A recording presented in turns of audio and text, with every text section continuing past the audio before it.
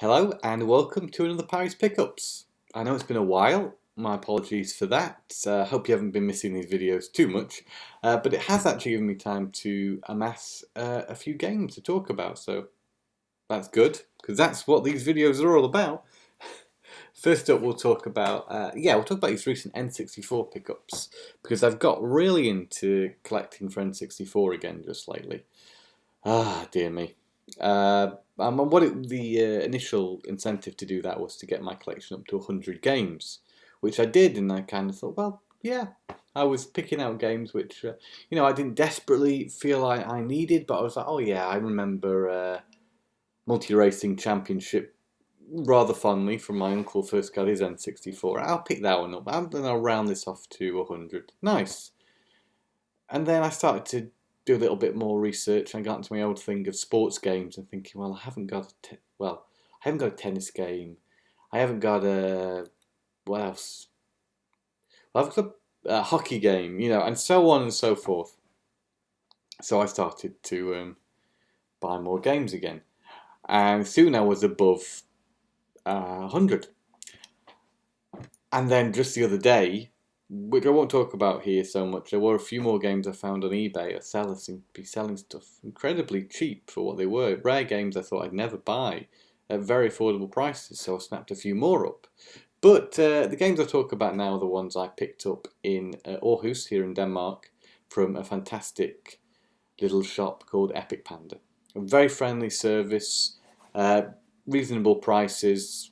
If you're in Denmark and in the Aarhus area, then I'd certainly recommend having a look at it. And I'll drink a bit of this tea, seeing I've been holding it here for so long. Oh, I needed that. I did. Okay, first up we'll talk about a game which I, on one hand, regret buying, and it was one of those... I don't usually do this, buy games because they're obscure. I couldn't remember if the game was any good. The game is Airborder 64. Not a game you see around about very often, hence why I picked it up. But I should have redone my research on it, because this isn't a good game. This is a rather ropey game, which isn't much fun. And it's basically a little bit like Tony Hawk's. So you've got areas and you do tricks, but instead of skateboards, it's hoverboards. It's got a sort of colourful anime aesthetic, which sounds good, but when the visuals are this poor, then the most colourful anime aesthetic you could hope to get from this game is by looking at the front cover of the cartridge, because the in-game graphics are nothing to shout about. Poor control, poor graphics, poor game. Cost me 100 kroner. Now, for those not in the know, 100 kroner is nothing like £100. It is around about 10 British pounds, give or take a little bit. So, not so bad, but not so good either. Next up, a game I was happy... This one, actually... Well, I'll come back to that one. It's a little bit different. Again, from Epic Panda, I found Rush 2, Extreme Racing USA. Big fan of the original San Francisco Rush on the N64. I can't remember ever playing Rush 2, but I imagine I would have done, because my uncle has always been big into racing games, and that's where I was playing on the N64 back in the day. Before I got my own, of course. This again isn't a game you see very often. It's a solid arcade style racer from Midway. And it was only 50 kroners. Again, £5. Pretty good. I'm very happy with that. Good game. Next up, there's Duel Heroes. And you'll notice that Duel isn't spelt as you'd expect it, if you can even read what it says on the cartridge there. Not in duel as in a combat between two people there, but duel as in D-U-A-L, not D-U-E-L. Anyway, maybe it's still a bit confusing. The game itself is a fairly standard fighter, nothing to shout about. Characters are a little Power Ranger-esque, very much like those... Japanese superhuman type suited characters, which you might be familiar with. The gameplay is bog standard fighter, but with slightly less buttons than I was expecting. So there aren't a lot of attack buttons, it would seem, but I've played this game very little, so maybe there's some hidden depths in it, but somehow I doubt it. This wasn't a game which has a fantastic reputation as being a great fighting game, and in fact for a long time now I've held off buying it because even though I love fighting games, I'd heard it was rather bad. It was 100 kroner, again, just like Air Border 64. Nowhere near as bad as Air Border 64, it is at least playable, and you may be interested in checking out. Again, it's not a game you see often, and the price I think is very reasonable for a slightly more obscure fighting game on the N64.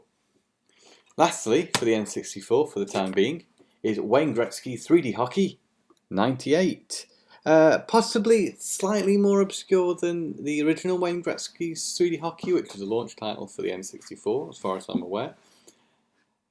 And it plays a very good game of hockey, very arcade. If you want an arcade-style hockey game, either of the Wayne Gretzky 3D hockey games on the N64 are really rather good. This is in fantastic condition, actually, this cartridge. And it was about 40 kroner, so £4, something like that. Not bad at all. And that was actually not from Epipanda, that was from Blue City, if I didn't mention already, here in Vejle, Denmark. They occasionally get N64 games in. They sell them for stupidly expensive prices most of the time. But this one they didn't seem to care about too much, so hence the reasonable price on that one. I'm going to talk about 4 more games, I think, in this episode. I don't want to make it too long. And I'm going to be talking about Wii games. Because like the N64, I'm also quite keen on the Wii. It's interesting because the Wii probably isn't the most popular console for collectors or people who really are heavily into video games. But I've always enjoyed the console and I've always had a lot of fun with it, and for a long time it was the only one of the next generation consoles I actually had before the 360, before the PS3.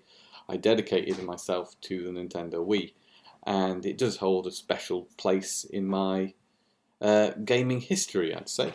So, continuing with my journey of buying one type of game for every console, for example, I'd like to own a SpiderMan game on every console I have.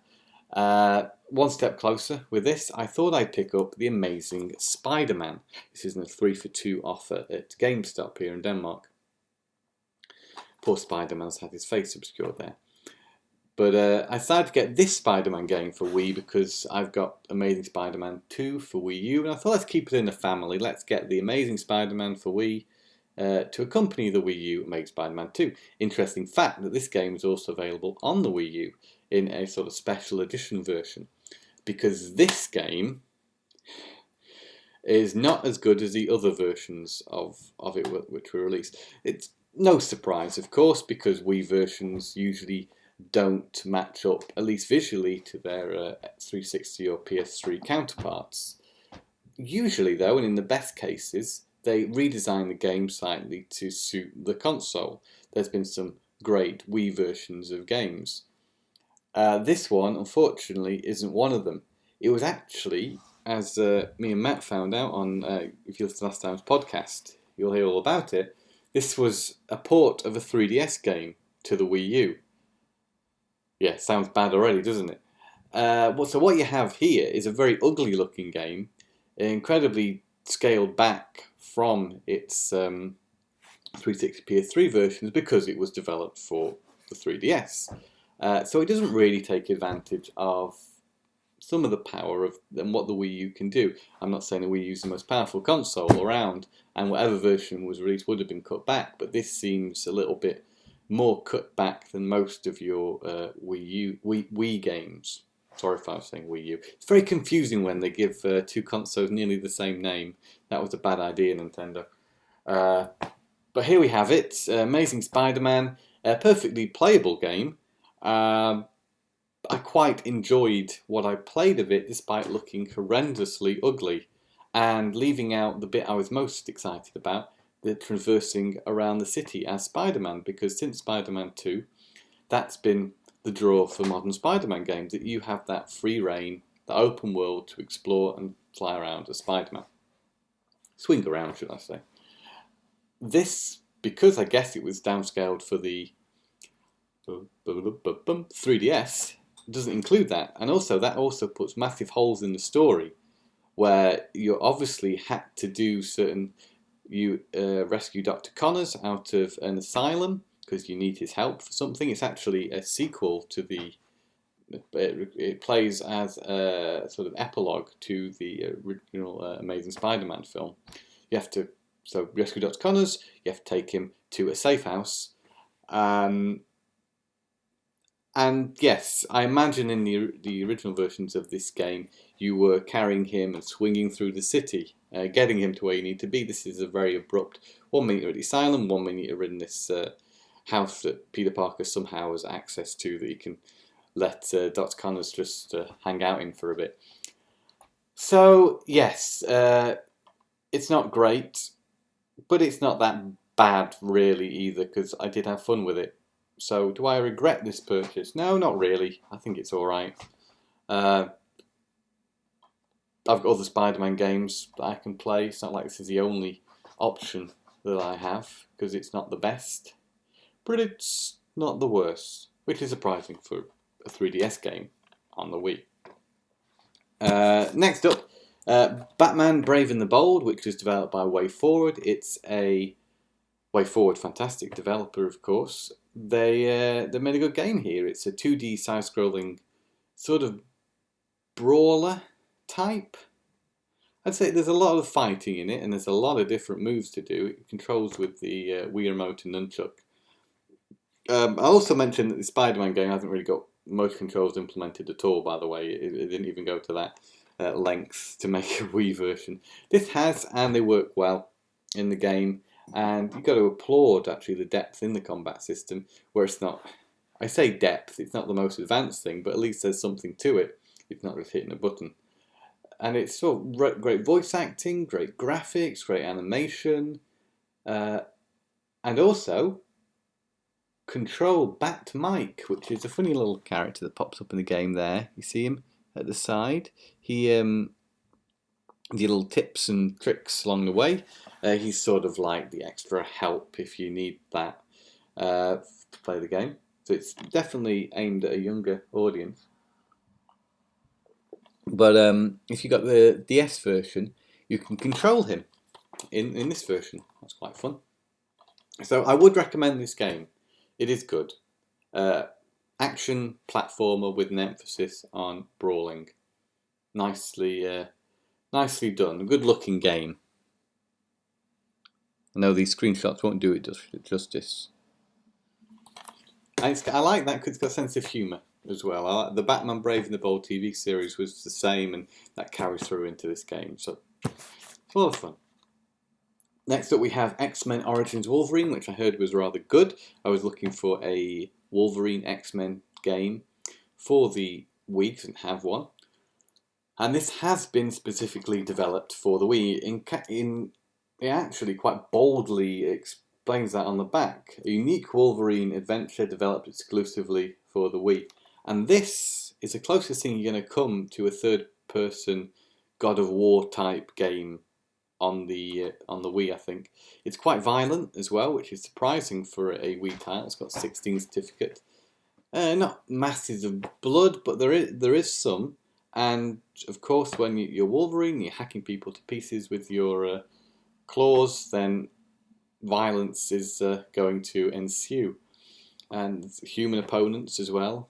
So it's quite satisfying. There's a bit of waggle control.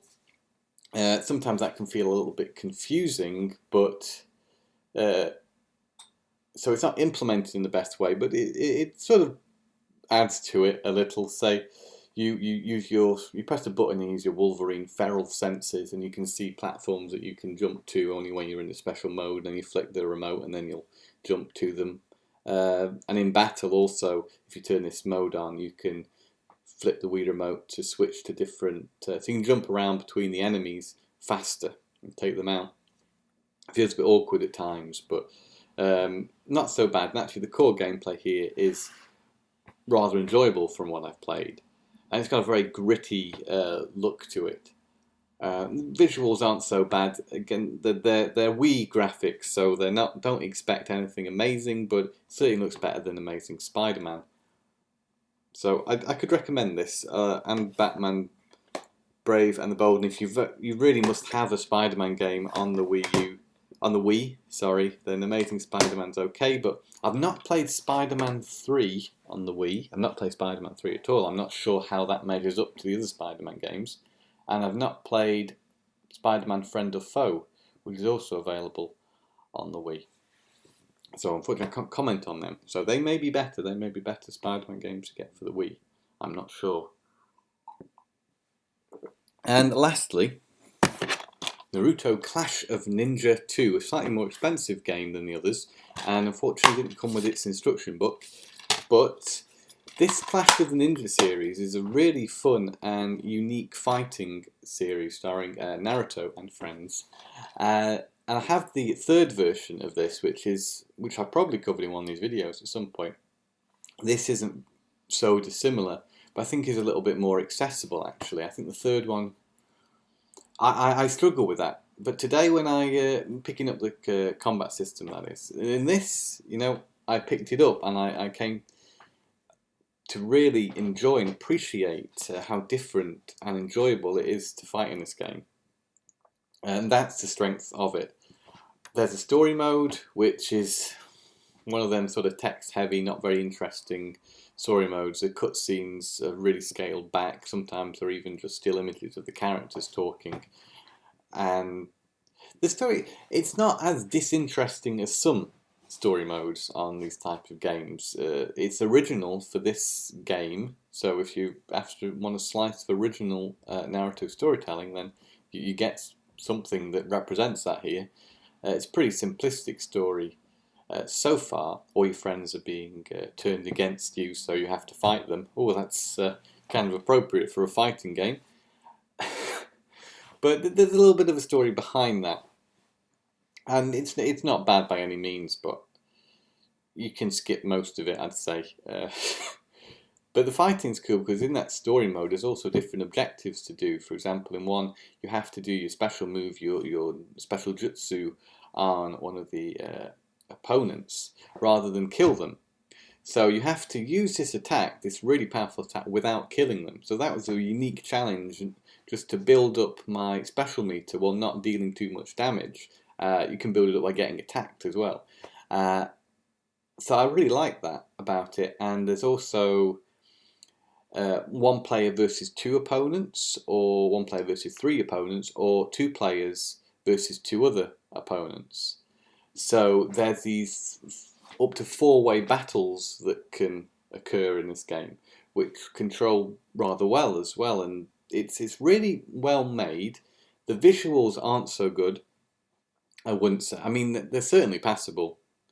They look more in line with GameCube graphics, and it does make me wonder whether or not they're using the same engine that they used for the GameCube Naruto games, which were also released by Tomy, like this one. But it's fun, and that's what matters, and it's colourful, and it's fully voice acted, which is great. And I would recommend this game if you can find it. The third one, I haven't played it for a while, but it's considered the best one to get because it's probably got the most features and stuff. But this is also a good one. I've ordered the original Clash of Ninja for the Wii just to round off the collection. I got it very cheaply actually, I think about £8 or something. That was slightly less. So I can recommend the series very much. One interesting side note is it's all presented in 4:3 ratio. It will squash if you try and play it on a widescreen TV. You have to use your manual switcher on your telly to switch it back to 4:3 where it actually looks correct. So again, it feels like it was developed for the GameCube to me. But I've not played any of those GameCube Naruto games yet, despite actually picking them up fairly recently. So there we have it, the first Parry's pickups in a while. I hope you've enjoyed me waffle on about a few games for a bit. A very Nintendo-centric episode. Next time will be more PlayStation orientated. So tune in very soon for that. And yeah, happy gaming and speak to you all soon. Cheerio.